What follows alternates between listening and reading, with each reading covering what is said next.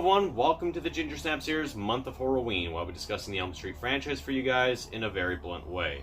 I'm your host, Steven Harrold, and in today's video I'm going to be giving you guys my review for Freddy's Dead, the final nightmare, which was released in 1991. So, New Line, after receiving such a piss-poor response and revenue coming back after Nightmare on Elm Street 5, decided to pull the plug and say, we're going to just kill off Freddy once and for all, and just end this franchise. Well, yeah. If Friday the 13th Part 4, the final chapter, taught us anything, there is no such thing as a final, and Freddy decided to pull that shit. So that's why we ended up with Freddy's Dead, the Final Nightmare.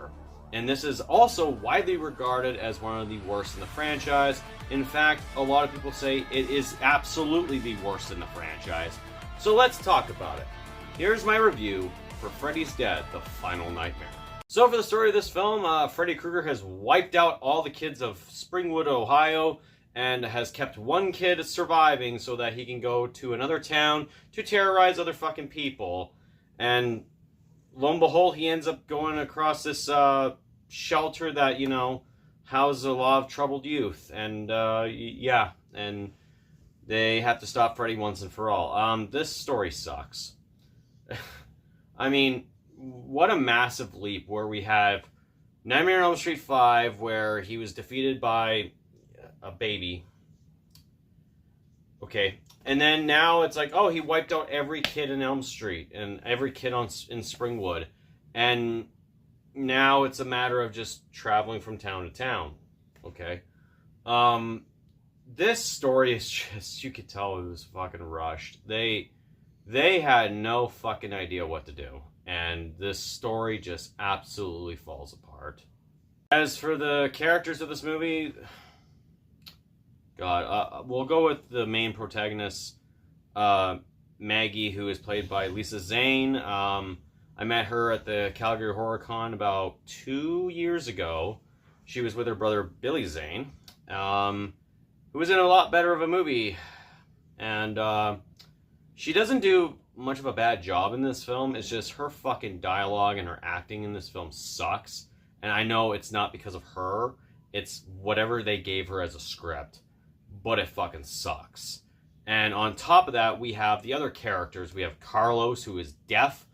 We have Tracy, who does not want to be touched. She's very fucking angry and all that shit. And we have Spencer, who is also played by Breckin Meyer, and very young in his career, or early in his career.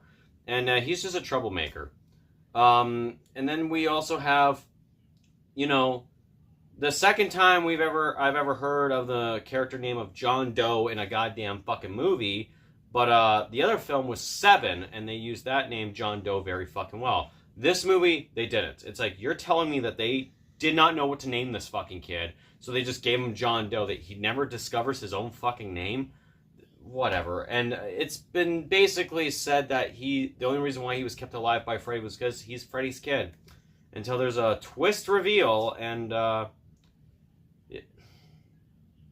yeah, man, the characters just suck. Now we have Freddy Krueger in this film, and this is where he has just plummeted. Like, it's undeniably his worst performance, Robert Englund, for, you know, doing Freddy Krueger, and it's a shame. His makeup, again, he looks like he's fucking healing. And it's like, okay, whatever. Not the greatest makeup.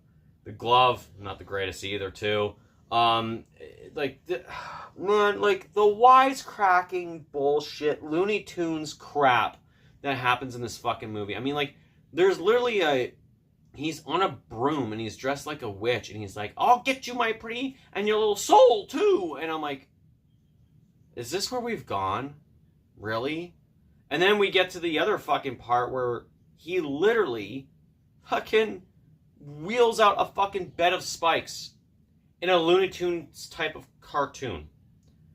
I couldn't fucking believe it. I was like, is this a joke now? Is Freddy a fucking joke? The only cool thing about this fucking movie, well, I don't know if it's actually fucking cool. I mean, Freddy Krueger is playing, he's playing a game, and it's like, okay, whatever. But, yeah, I'll get to that when it gets to the gore and the kills. But Yeah, Freddy's at his worst in this fucking film. And it's sad to see that. For the gore and the kills of this film, wow, they suck. I mean, you know, John Doe falls on a bed of spikes and then just these impalements in his body just form when he's awake. Whatever. And then we have the death toll of all the kids in Springwood, right? Which is like 7,000 or something like that. Good luck, dead meat, right? Yeah, it's just the worst part of all is that all these kills suck. I mean, like the only good kill I would guess would have to be Carlos's. I mean, like Freddy uses his glove on a chalkboard, because he puts this thing in his fucking ear that heightens his hearing to a point where like it's overbearing. Like he has to silence everything, and then Freddy just uses his glove, the claws on his glove, to scratch at a chalkboard. Which, yeah, that's gonna fucking do it. And his head blows up. Like, all right, cool. That's a not bad death. But then, of course, that stupid one-liner. Nice hearing from you, Carlos. I'm like, oh, fuck me. And then we have Spencer's death, which he's a stoner. So, I get it. We have that anti-drug thing, you know, this is your brain on drugs, which was a cameo from Johnny Depp, right? And Spencer literally is so fucking high off smoking weed. It's like, okay, but he looks like he's having an acid trip, like an LSD trip, right? Like, what the fuck is going on? They got the two drugs wrong here. Sorry, Freddy, but this one made no fucking sense. He kills Spencer by fucking killing him in a video game. And like when fucking Tracy and John Doe fucking save Spencer, he just, you know, fucking whips out the glove with the fucking electronics and say, hey, you forgot the power glove. And I'm like, oh God, here we go. And then, yeah, just great graphics. And like, oh God, fuck me. And Spencer basically just falls to his death. Wow, cool. And then we have, actually, that's basically it. That's all the fucking kills. Wow. That's all the fucking kills. And Freddy's demise. Holy fuck.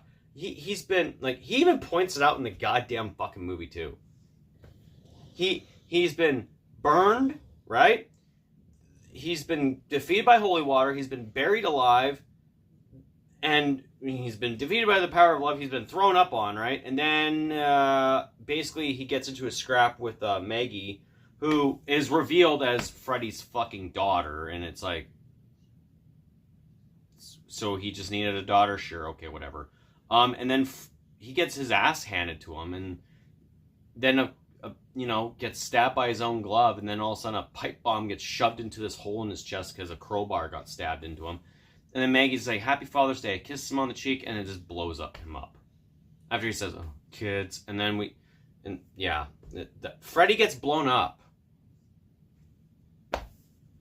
Yeah. That's what happens. And that's all the fucking gore and the kills, and they all suck. Oh yeah, I forgot to mention, apparently at the end of this film, when Maggie's in the dreamscape, basically, audiences were not aware that you had to wear 3D glasses because there was a portion of the film that was 3D. Why was that a fucking thing? I don't fucking know. But, yeah. There was 3D in this film. Okay, whatever. I'm not gonna lie, guys. I mean, like, this is the one Freddy movie that every time I had watched it, the only good thing about it was basically the end credits, where it was like, you had that nice little montage, right? Even at the end of the film where Maggie just like, Freddy's dead. And it's like, that's it. That's the movie. It's over. Bye. This is Freddy's demise. This was supposed to be the final nightmare. Final nightmare. But every single time when I had watched this movie, it left me with a sour taste. And re-watching this film again, it was almost unbearable to watch. Because of where did we go from the first film to this? And yeah, you could just tell that the overexposure of Freddy being this pop culture icon, this horror legend, drove it to the fucking point where New Line was just like, let's make him a comediac. And it sucks. And for a finale like this to be called The Final Nightmare, thank God Wes Craven would come in later on, which we'll get to tomorrow. But yeah, this movie was fucking hard to watch. And I can easily say, yeah, it's the worst in the franchise. Sorry to say it, but it is definitely the worst in the whole entire franchise. I'm with everybody when they say it is, because I agree with them 100%.